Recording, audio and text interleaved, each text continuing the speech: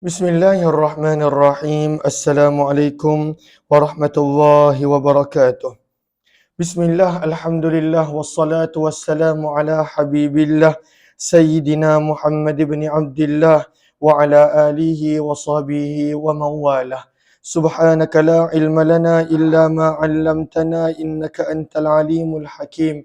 Wa la hawla wa la quwwata illa billahil aliyyil azim. Allahumma rabbi syrah lana sudurana wa yassir lana umurana wahlul 'uqdatam min alsinatina yafqahu aqwalana. Allahumma faqqihna fid din wa 'allimna at-ta'wil bi rahmatika ya rabbal alamin walhamdulillahi rabbil alamin. Alhamdulillah, summa alhamdulillah, syukur kepada Allah Subhanahu wa taala kita bertemu kembali di dalam pembacaan kitab hadis yang terkenal Sahih Imam Muslim rahimahullahu taala.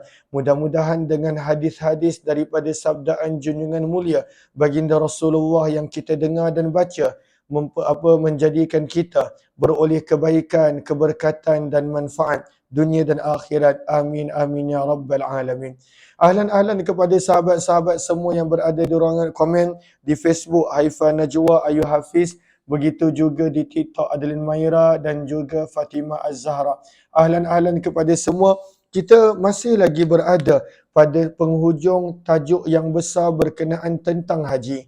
Dan kali ini Imam Muslim membawakan kepada kita pada riwayat 3383 hadis-hadis berkenaan tentang kelebihan masjid yang ketiga. Babu fadlil masajidis salasa.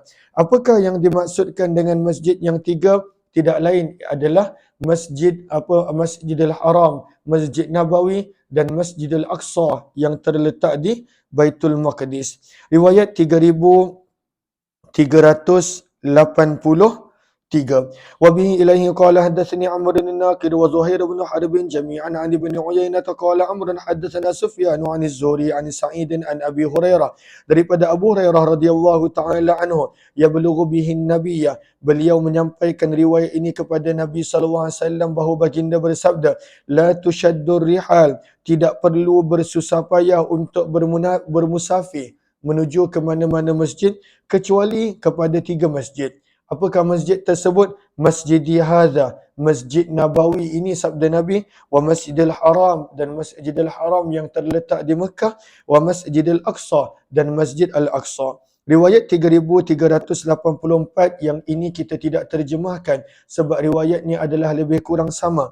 Wa bihi ilaihi qala hadatsanahu Abu Bakr ibn Abi Syaibah qala hadatsana Abdul A'la an Ma'mar an Az-Zuhri bi hadzal isnad ghaira annahu qala tushaddu ar-rihalu ila thalathati masajid. 3385. Wa bihi ilaihi qala hadatsani Harun bin Sa'id al-Aili qala hadatsana Ibn Wahb qala hadatsani Abdul Hamid bin Ja'far anna Imran bin Abi Anas haddatsa anna Sulaiman al-Aghar haddatsahu annahu sami'a Abu Hurairah radhiyallahu anhu. Abu Hurairah radhiyallahu ta'ala anhu yukhbiru, mengkhabarkan, meriwayatkan bahawa sesungguhnya Nabi sallallahu alaihi wasallam telah bersabda, innama yusafiru, hanya saja perlu bersusah payah untuk bermusafir ila salasati masajid, ketiga masjid. Apakah tiga masjid yang dituntut untuk kita menziarahi? Adalah Masjidil Kaabah yang terletak di Baitullah, Masjidi iaitu Masjid Nabawi, dan Masjidi Ilya iaitu masjid yang terletak di Baitul Maqdis. Selalunya umat Islam menziarahi dua, Masjidil Haram dan Masjid Nabawi, namun ramai yang masih lagi belum pergi menziarahi Masjid Al-Aqsa. Mudah-mudahan Allah jemput setiap daripada kita. Amin amin ya rabbal alamin. Bab yang seterusnya kata Imam Muslim adalah hadis-hadis yang berkenaan tentang apakah yang dimaksudkan dengan masjid yang ada disebutkan di dalam surah At-Taubah, iaitu masjid yang diasaskan di atas takwa. Maka Imam Muslim membawakan hadis bahawa masjid yang diasaskan di atas takwa itu adalah masjid Nabi sallallahu alaihi wasallam di Madinah.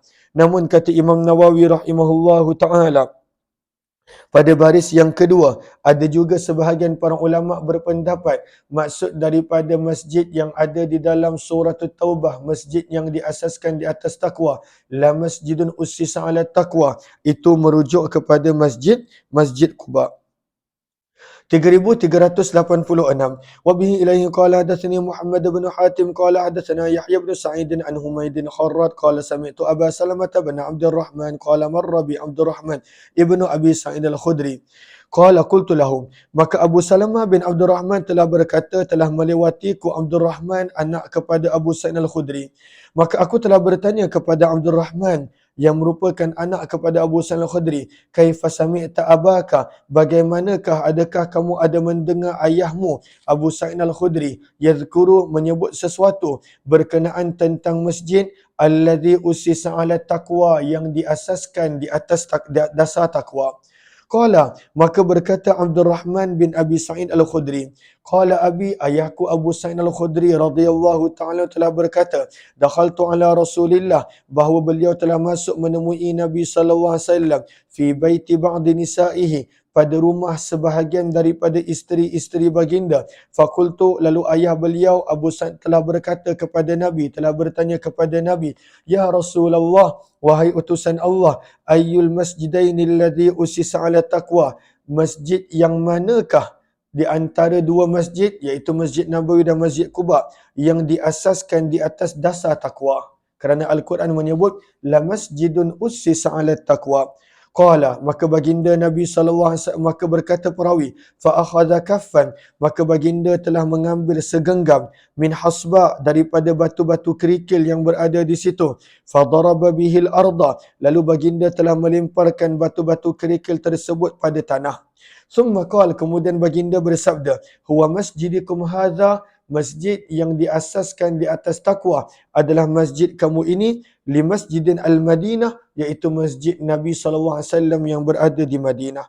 Maka mengapa Nabi mengambil batu kerikil dan melemparkannya? Kata Imam Nawawi pada baris yang kedua, wa amma akhdhuhu sallallahu alaihi wasallam al-hasba wa darbahu fil ardi, maka tujuan Nabi mengambil batu kerikil dan melemparkannya pada tanah adalah al-mubalaghatu fil idah, maka Nabi SAW nak sangat-sangat menjelas dan menerangkan libayan annahu masjidul Madinah, bahawa masjid yang diasaskan di atas dasar takwa bukanlah masjid lain, tetapi adalah masjid Nabi SAW yang terletak di Madinah. Dan kita dah sebut bahawa ada juga pandangan terutamanya daripada tafsir yang menyebut itu adalah Masjid Quba. 3387. Allahumma salli alaihi wasallam. Yang ini kita tidak terjemahkan sebab riwayatnya lebih kurang sama. Wa bi ilaihi qala hadatsana Abu Bakar bin Abi Syaibah wa Sa'id bin Amr al-Ash'athi qala Sa'id akhbarana wa qala Abu Bakar hadatsana Hatim bin Ismail an Humaid an Abi Salamah an Abi Sa'id radhiyallahu anhu an Nabi sallallahu alaihi wasallam bimithlih, riwayatnya lebih kurang sama. Walam yadhkur Abdurrahman bin Abi Sa'id fil isnad. Bab yang seterusnya berkenaan tentang kelebihan Masjid Quba. Kita tahu Masjid Quba adalah masjid yang mula-mula Nabi bina sebelum Masjid Nabawi. Wa fadlis salati fihi, apakah kelebihan solat di Masjid Quba? Wa ziyaratih, dan sunnah untuk menziarahi Masjid Quba. Dan bilakah Nabi SAW selalu menziarahi? Kita akan baca semua dalam tajuk ini. 3388. Wa bi ilayhi qala hadatsana Abu Ja'far Ahmad bin Mani'in qala hadatsana Ismail bin Ibrahim qala hadatsana Ayyub an-Nafi' an Ibn Umar, daripada Abdullah bin Umar radhiyallahu taala anhuma, sesungguhnya Nabi SAW kana yazuru Quba, baginda kerap menziarahi Quba, rakiban, kadangkala menunggang unta kenderaan, wa masyian, dan kadangkala baginda berjalan kaki. Maka sunnah juga untuk berjalan kaki ke Masjid Quba. Sebab itu kalaulah kita pergi ke Masjid Nabawi pada zaman kita, maka daripada Masjid Nabawi ada satu jalan lurus yang akan membawa kita sampai ke Masjid Quba, dan dikatakan itulah jalan tempat laluan pejalan kaki yang dikenali sebagai Darbus Sunnah, laluan sunnah yang biasa digunakan oleh Nabi SAW untuk berjalan daripada Masjid Nabawi ke Masjid Quba. Dan ia taklah lama, kalaulah kita berjalan sederhana, lebih kurang 50 minit, 45 minit dah sampai daripada Masjid Nabawi ke Masjid Quba. Daripada Masjid Ghamamah, maka terus sampailah ke Masjid Quba. So Nabi biasa berjalan kaki ke Masjid Quba. 3389. Wa bihi ilayhi qala hadatsana Abu Bakar bin Abi Syaibah qala hadatsana Abdullah bin Numair wa Abu Usamah an Ubaidillah tahwil qala wa bihi ilayhi qala hadatsana Ibnu Numair qala hadatsana Abi qala hadatsana Ubaidullah an-Nafi' an Ibnu Umar.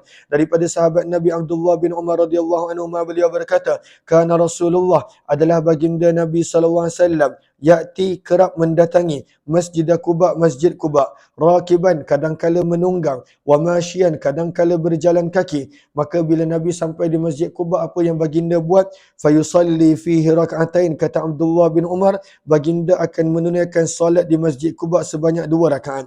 Qala Abu Bakr fi riwayati qala Ibn Numair fayusalli fihi rak'atain. 3390, begitu juga 3391. Riwayatnya adalah lebih kurang sama, lalu kita hanya akan membaca sanad, rantaian perawi dan juga matanya dalam bahasa Arab dan kita tidak terjemahkan. Wa bihi ilaihi qala hadatsana Muhammadul Musanna qala hadatsana Yahya qala hadatsana Ubaidullah qala akhbarani Nafi' an Ibnu Umar radhiyallahu anhuma anna Rasulullah sallallahu alaihi wasallam kana ya'ti Quba'an rakiban wa mashiya.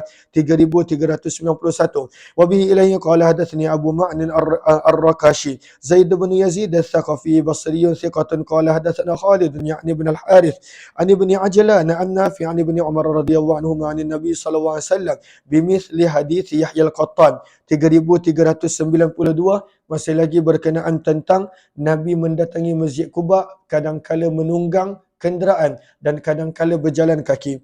Wa bihi ilayhi qala hadatsana Yahya bin Yahya qala qara'tu ala Malik an Abdullah bin Dinar an Abdullah bin Umar. Daripada sahabat Nabi Abdullah bin Umar radhiyallahu anhuma, sesungguhnya baginda Nabi sallallahu alaihi wasallam kana ya'ti kerap, bahkan hampir setiap minggu Nabi akan mendatangi Masjid Quba rakiban kadangkala menunggang kenderaan wa masyian dan kadangkala berjalan kaki. Kedua-duanya Nabi pernah buat. 3393. Wa bihi ilaihi qala hadatsana Yahya ibn Ayyub wa Qutaibah wa ibn Hujr qala ibn Ayyub hadatsana Ismail ibn Ja'far qala akhbarani Abdullah ibn Dinar annahu sami'a Abdullah ibn Umar radhiyallahu anhu yaqul. Abdullah bin Umar radhiyallahu ta'ala anhu telah berkata, kana Rasulullah adalah Nabi sallallahu alaihi wasallam ya'ti kerap mendatangi Masjid Quba rakiban menunggang kenderaan wa masyian dan juga berjalan kaki. 3394. Hadis ini nak menerangkan apakah hari yang biasa Nabi pergi untuk menziarahi Masjid Quba. Maka dalam riwayat Muslim, ianya adalah hari Sabtu. Maka sebab itu kita nampak hari Sabtu ramai yang datang ke Masjid Quba kerana ia adalah hari yang sunnah yang Nabi SAW kerap mendatangi Masjid Quba. Dan ada juga riwayat yang lain, tapi riwayat yang lebih kuat, lebih sahih adalah hari Sabtu. 3394. Wa bihi ilayhi qala hadatsani Zuhair bin Harb qala hadatsana Sufyan bin Uyainah an Abdullah bin Dinar anna Ibn Umar radhiyallahu anhu kana ya'ti Quba. Sesungguhnya Abdullah bin Umar kerap mendatangi Quba kulla sabtin, setiap hari Sabtu. Bila dia ada di Madinah, Abdullah bin Umar pasti akan mendatangi Quba. Wa kana yaqul, dan Abdullah bin Umar berkata, ra'aitu Rasulullah, aku melihat Nabi sallallahu alaihi wasallam ya'tihi, mendatangi Masjid Quba kulla sabtin, setiap hari Sabtu. Sebab itu bila hari Sabtu je kita akan nampak ramai orang yang berada di Masjid Quba kerana itu adalah sunnah Nabi sallallahu alaihi wasallam. 3395. Wa bi ilaihi qala hadatsanahu Ibnu Abi Umar qala hadatsana Sufyan an Abdullah bin Dinar an Abdullah bin Umar, daripada Abdullah bin Umar radhiyallahu taala anhu, sesungguhnya Nabi sallallahu alaihi wasallam kana ya'ti Quba, baginda Nabi sallallahu alaihi wasallam mendatangi Masjid Quba kulla sabtin, setiap hari Sabtu. Kana ya'tihi, baginda mendatangi Masjid Quba rakiban menunggang kenderaan wa masyian dan berjalan kaki. Qala Ibnu Dinar wa kana Ibnu Umar yaf'aluh, dan adalah Abdullah bin Umar melakukan perkara yang sama. Pada hari Sabtu je beliau akan mendatangi Masjid Quba. 3396 adalah hadis yang terakhir daripada bab ini. Yang ini kita tidak terjemahkan sebab riwayatnya lebih kurang sama. Wa bihi ilaihi qala hadatsani Abdullah bin Hashim qala hadatsana Waki' an Sufyan an Ibn Dinar bi hadzal isnad wa lam yadhkur kull sabtin. Kita mula masuk pada tajuk besar yang baru. Kita telah selesai Kitabul Hajj, hadis-hadis berkenaan tentang haji. Kita mula masuk pada hadis-hadis berkenaan tentang Kitabun Nikah, hadis-hadis berkenaan tentang perkahwinan. Kita hanya akan baca hadis dan terjemahan. Adapun syarah An-Nawawi kita tidaklah baca semua kecuali yang pada waktu itu tidak perlu untuk dibaca. Kitabun nikah. Maka apa dibawakan, apa tajuk bab istihbabin nikah, sunnah untuk bernikah, liman taqat nafsuhu ilaih, bagi orang yang nafsunya pada waktu itu sangat memerlukan kepada nikah. Dia tidak lagi boleh kawal keperluan dan kemahuan nafsu dia. Wa wajada mu'nah, dan yang kedua dia ada kemampuan untuk bernikah. Dia ada nafkah, ada perbelanjaan, ada kemampuan. Washtighal liman ajaza 'anil ma'uni bisawm, dan hendaklah orang yang tidak mempunyai keperluan untuk berkahwin ishtighal, menyibukkan diri dengan berpuasa. Lalu kalaulah seseorang itu dia ada kemahuan nafsu dan pada waktu itu dia tak dapat nak bernikah kerana tidak ada keperluan, maka Nabi menyuruh untuk mereka menyibukkan diri dengan berpuasa. 3397. Wa bihi ilaihi qala hadatsana Yahya bin Yahya At-Tamimi wa Muhammad bin Al-Ala Al-Hamdani wa Abu Bakr bin Abi Syaibah jami'an an Abi Muawiyah fal-lafzu li Yahya qala akhbarana Abu Muawiyah 'an al-A'mash an Ibrahim an Alqamah, daripada Alqamah rahimahullah, beliau berkata, kuntu amshi ma'a Abdullah, aku telah berjalan bersama dengan Abdullah bin Mas'ud radhiyallahu anhu di Mina. Falakiyahu Uthmanu, maka Uthman telah bertemu dengan Abdullah bin Mas'ud radhiyallahu anhum. Faqama ma'ahu yuhaddits, maka Uthman telah berdiri untuk berbicara dan bercakap dengan Abdullah bin Mas'ud. Maka Uthman berkata kepada Abdullah bin Mas'ud, "Ya Aba Abdurrahman, wahai Abdullah bin Mas'ud," kunyahnya adalah Abu Abdurrahman, "ala nuzawwijuka, mahukah aku mengahwinkan kamu jariyatan, dengan seorang perempuan, syabatan yang masih muda, la'allaha, moga-moga perkahwinan dengan mereka yang masih muda, tuzakiruka, mengingatkan kamu, ba'da ma madha, apa yang telah berlalu daripada zaman remaja kamu, zaman muda kamu." Maka Abdullah bin Mas'ud berkata, "La in qulta dzaka, jika sekiranya kamu berkata demikian, maka sesungguhnya Nabi SAW pernah bersabda kepada kami, ya ma'syarasy syabab, wahai para pemuda, man istata'a, barang siapa yang mampu minkum di antara kamu, al-ba'ah, pada waktu itu untuk berkahwin. Barang siapa di antara kamu yang mampu untuk berkahwin, falyatazawwaj, maka hendaklah dia berkahwin." Apakah maksud al-ba'ah? Al-ba'ah bermaksud pada baris yang ke-6, maka al-ba'ah bermaksud maknahu al-jima', maksudnya adalah mempunyai kekuatan untuk berjima'. Maka sabda Nabi, barang siapa di antara kamu yang ingin untuk berkahwin, maka berkahwinlah. Fa innahu, kerana sesungguhnya perkahwinan, aqdu lil basar, lebih menundukkan pandangan mata, lebih dapat menjaga pandangan mata. Wa ahsanu lil farj, dan berkahwin akan dapat lebih memelihara kemaluan. Wa man lam yastati', namun barang siapa di antara kamu, sabda Nabi, yang tidak mampu untuk berkahwin kerana tidak ada perbelanjaan ataupun pada waktu itu tidak mempunyai nafsu untuk berkahwin dan seumpamanya, fa'alaihi bisawm, maka Nabi menyuruh mereka untuk memperbanyakkan puasa.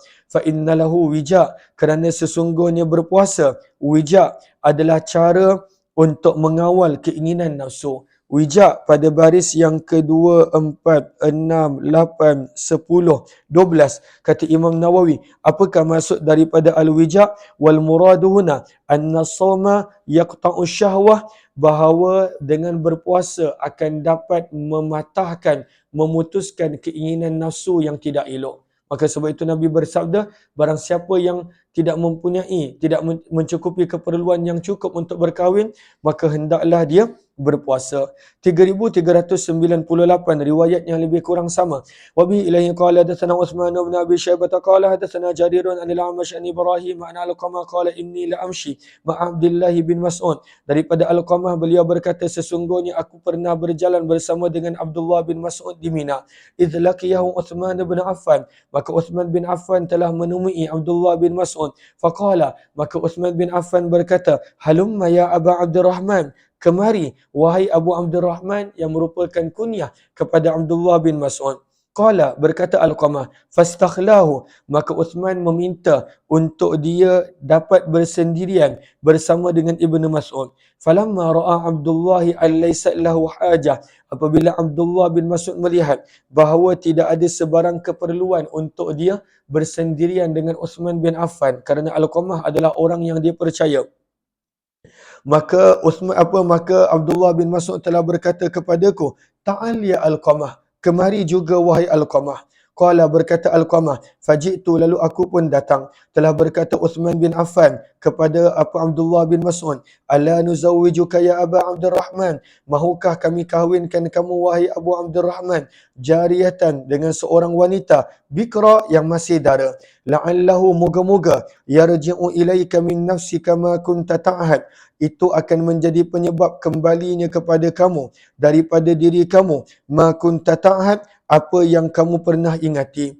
Maka Abdullah bin Mas'ud berkata, la in qulta dzaka, jika kamu berkata begitu, maka Nabi SAW juga pernah bersabda, dan baki hadis adalah lebih kurang sama. 3399 kita tidak terjemahkan sebab riwayatnya lebih kurang sama. Wa bi ilayhi qala hadatsana Abu Bakar bin Abi Syaibah wa Abu Quraib bin qala hadatsana Abu Muawiyah an al-Amash an Umarah bin Umair an Abdurrahman bin Yazid an Abdullah radhiyallahu anhu, daripada Abdullah bin Mas'ud radhiyallahu taala anhu, beliau berkata, Nabi SAW telah bersabda kepada kami, ya ma'syarasy syabab, wahai para pemuda, man istata'a minkumul ba'ah, barang siapa di antara kamu yang mempunyai keperluan untuk berkahwin, falyatazawwaj, maka hendaklah dia berkahwin. Kenapa Nabi galakkan untuk berkahwin? Fa innahu aghaddu lil basar, kerana berkahwin akan lebih menjaga pandangan mata, wa ahsanu lil faraj, dan lebih memelihara akan kemaluan. Wa man lam yastati, dan barang siapa di antara kamu yang tidak mampu, fa alaihi bisawm, maka hendaklah dia berpuasa. Fa innahu lahu wija, kerana sesungguhnya puasa untuknya, wija, adalah cara untuk mengawal keinginan nafsu. Maka apakah yang afdal? Adakah berkahwin afdal ataupun tidak berkahwin dalam keadaan boleh mengawal nafsu lebih afdal? Syarat dia kalau tak nak berkahwin, maka boleh mengawal nafsu. Sebab itu Imam An-Nawawi sendiri yang mensyarahkan Sahih Muslim, beliau memilih untuk tidak berkahwin.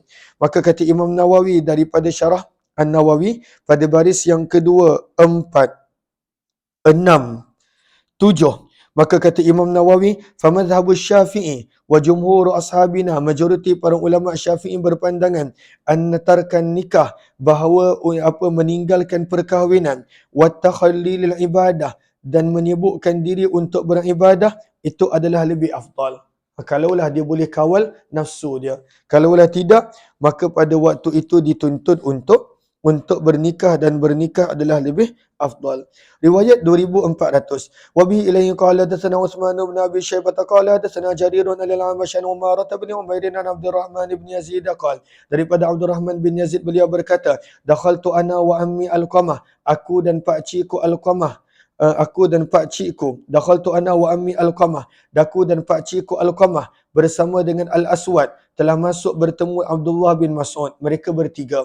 Qala, maka berkata Abdurrahman bin Yazid, wa ana syabun yawma idzin, dan aku adalah orang yang sangat muda ketika itu. Fadzakara hadisan, maka Abdullah bin Mas'ud telah menyebut sebuah hadis, ru'itu, aku melihat, annahu, bahawa Ibnu Mas'ud haddatsa bihi, menceritakan hadis tersebut, min ajli, adalah kerana aku. Maka beliau telah berkata bahawa Nabi SAW bersabda, iaitu berkenaan, wahai para pemuda, barang siapa di antara kamu yang memiliki kemampuan, maka hendaklah dia berkahwin. Ya ma'syarasy syabab, man istata'a minkumul ba'ah falyatazawwaj. Nabi galakkan para pemuda untuk berkahwin supaya dia boleh kawal nafsu dia dan dia boleh kawal mata dia. Berkata Abdurrahman bin Yazid, falam albas, maka aku tidak menunggu lama, hatta tazawwajtu, sehingga aku telah berkahwin. 3401. Riwayat ini lebih kurang sama, dan lalu kita tidak terjemahkan kecuali beberapa perkataan. Wa bi ilayhi qala hadatsani Abdullah bin Sa'id al-Ashaj qala hadatsana Waqi'un qala hadatsana Amash an Umarah bin Umair an Abdurrahman bin Yazid an Abdullah, daripada Abdullah bin Mas'ud radhiyallahu taala anhu, beliau berkata bahawa dakhalna alaih wa ana ahdatsul qaum, dalam keadaan aku adalah yang paling muda, walam yadhkur apa bimisli hadithihim walam yadhkur falam albas hatta tazawwajtu. Baki hadis adalah lebih kurang sama. Riwayat 3402 berkenaan tentang ada beberapa orang sahabat telah bertanya tentang ibadah Nabi ketika bersendirian. Bila mereka mendengar Nabi banyak beribadah, maka ada yang mengatakan yang dia tak nak berkahwin kerana nak beribadah. Maka Nabi tegur, tidak. Berkahwin itu adalah sunnah dan barang siapa yang berpaling daripada sunnahku, maka bukanlah daripada kalanganku. Wa bi ilaihi qala hadatsani Abu Bakr bin Nafil al-Abdi qala hadatsana Bazun qala hadatsana Hammad bin Salamah al-Thabit an Anas. Daripada Anas radhiyallahu taala anhu, anna nafaran min ashabin Nabi, bahawa sesungguhnya ada beberapa orang daripada kalangan sahabat Nabi sallallahu alaihi wasallam telah bertanya kepada para ummahatul mukminin isteri Nabi an amalihi berkenaan tentang amalan baginda fisir ketika baginda bersendirian. Faqala ba'dhum, maka sebahagian daripada mereka apabila mendengar ibadah Nabi, maka mereka berkata, la atazawwajun nisa, aku tidak akan berkahwin dengan wanita. Wa qala ba'du, sebahagian yang lain pula bila mendengar ibadah Nabi berkata, la akulul laham, aku tidak akan makan lagi daging selepas ini. Wa qala ba'du, sebahagian daripada mereka berkata, la anamu ala firash, aku tidak lagi akan tidur di atas tilam. Maka bila Nabi mendengar mereka kata begitu, fahamidallah, maka baginda telah memuji Allah, wa asna alaih, mengagungkan Allah, lalu baginda bersabda, ma balu aqwam, apakah masalah sekelompok orang, qalu, di mana mereka berkata, kaza wa kaza, itu dan ini. Maka baginda bersabda, lakinni, akan tetapi, usalli wa anam, aku menunaikan salat malam dan aku masih tidur. Wa asumu wa uftir, aku ada hari yang aku berpuasa, sabda Nabi, dan ada hari yang aku berbuka. Wa atazawwajun nisa, dan aku juga berkahwin dengan wanita. Maka baginda mengingatkan, faman raghiba an sunnati, barang siapa yang berpaling daripada sunnahku, falaysa minni, maka bukanlah daripada kalanganku, sabda Nabi. 3403, riwayat ini menerangkan bahawa ada sahabat Nabi yang bernama Uthman bin Maz'un pernah meminta izin kepada Nabi yang dia tidak mahu berkahwin. Maka Nabi SAW tidak izinkan kepadanya. Maka wabi ilai qala wa hadatsana Abu Bakar bin Abi Syaibah qala hadatsana Abdullah bin Mubarak tahwil. Wabi ilai qala wa hadatsana Abu Quraib bin Muhammad bin al-Ala wal lafz lahu qala akhbarana Ibnu Mubarak an Ma'mar an Zuri an Sa'id bin Musayyab an Sa'd bin Abi Waqqas, daripada Sa'ad bin Abi Waqqas radhiyallahu anhu, beliau berkata, radda Rasulullah, baginda Nabi SAW telah menolak ala Uthman bin Maz'un, permintaan Uthman bin Maz'un, at-tabattul, untuk beliau langsung tidak berkahwin. Maka berkata Sa'ad bin Abi Waqqas, walau azinalah, kalaulah Nabi SAW mengizinkan kepada Uthman bin Affan untuk tidak berkahwin, Uthman bin Maz'un untuk tak berkahwin, lahtasaina, nescaya kami melakukan kembiri, kami melakukan kasih, sebab kami pun tak nak berkahwin.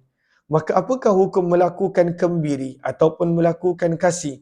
Iaitu membuang telur yang ada pada kemaluan lelaki supaya hilangnya nafsu dan syahwat. Maka kata Imam Nawawi pada baris yang kedua daripada bawah, maka fa innal iqtisa, melakukan kembiri dan juga melakukan kasih, fil adami, bagi lelaki, haram, hukumnya adalah haram, sama ada ketika orang itu masih kecil ataupun ketika mana ianya besar. Maka haram melakukan kembiri dan kasih, hukumnya adalah haram untuk lelaki. Dulu, zaman dulu, para hamba yang lelaki maka dikembirikan oleh pemerintah, oleh pemimpin dan sebagainya. 3404, riwayat ini lebih kurang sama. Wa bi ilai qala wa hadatsani Abu Imran Muhammad bin Ja'far ibn Ziyad qala hadatsana Ibrahim bin Sa'd an ibn Shihab bin Zuhri an Sa'id bin Musayyab qala sami'tu Sa'dan yaqulu rudda ala Uthman, telah ditolak permintaan Uthman bin Affan at-tabattul, untuk dia langsung tidak berkahwin. Apakah maksud tabattul? Pada baris yang kedua, 4, 6, 8, 9, al-inqita'u anin nisa wa tarkin nikah, iaitu untuk langsung tidak berkahwin. Maka berkata Sa'ad bin Abi Waqqas, walau uzinalah, kalaulah diizinkan kepada Uthman bin Maz'un untuk at-tabattul, lahtasaina, nescaya kami akan melakukan kembiri ataupun kasih. 3405, Hadis yang terakhir. Wa bi ilaihi qala wa hadatsana Muhammad bin Rafi' qala hadatsana Hujain bin al-Musanna qala hadatsana Laitsun an Uqailin an Ibn Shihab annahu qala akhbarani Sa'id bin al-Musayyab annahu sami'a Sa'd bin Abi Waqqas, bahawa beliau telah mendengar Sa'ad bin Abi Waqqas radhiyallahu anhu berkata, arada Uthman bin Maz'un ingin untuk melakukan tabattul, iaitu langsung tidak berkahwin. Pada waktu itu tidak mahu berkahwin langsung. Fanahahu Rasulullah, maka Nabi SAW melarang daripada melakukan itu, walau ajazalah, dan kalaulah Nabi mengizinkan kepada Uthman, laqtasaina, nescaya kami akan melakukan kasih dan kembiri, iaitu kata Sa'ad, kami pun tidak mahu untuk berkahwin. InsyaAllah kita akan sambung riwayat 3406 pada jam 8.10 malam selepas maghrib insyaAllah. Jam 8.10 malam. Terima kasih semua, jumpa lagi.